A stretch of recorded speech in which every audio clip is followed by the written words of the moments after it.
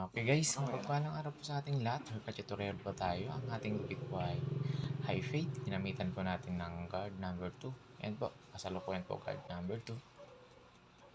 Ayan. At sunod po natin ginawa, gumawa na tayo ng guideline gamit po ang ating detailer. Zero ng detailer po yung ginagawa natin. Hindi na natin inahit yan guys. Ayan. At sunod po, guard number 1.5. Ang hagod po natin simula pa rin kanan pa kaliwa. Yan po, ganyan po yung technique pag kanan tayo. Kanan tayo mag-start. At sunod po, guard number 1. Yan. Yung ganitong pamamaraan po ng pagugupit, mas mabilis po ito. Yan. Sunod po ay zero halfway na tayo. Wala ng guard. Yan. Simula kanan, pakaliwa pa rin.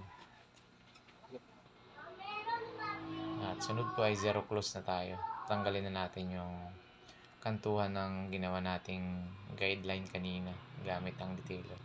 So yung tumatanggal po talaga ng mga kantuhan yung clipper po natin na M10 mid show. Yan, gumawa tayo ng guideline din po ng outline ng ating pimple. Ayan po, inahitan na natin. At ugaliin po natin mag-practice ahit ng kaliwa kanan. Ayan.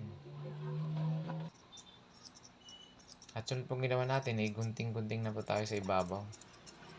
Ayan, tinanggal po natin yung mga kantuhan, yung mga lampas. At siyempre yung sa ibabaw ay medyo mahaba na talaga.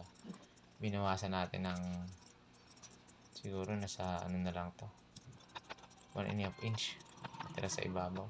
Ayan. Ang ganda ng buhok ng batang ito. Pandagupitan. Ayan po yung ating finished product.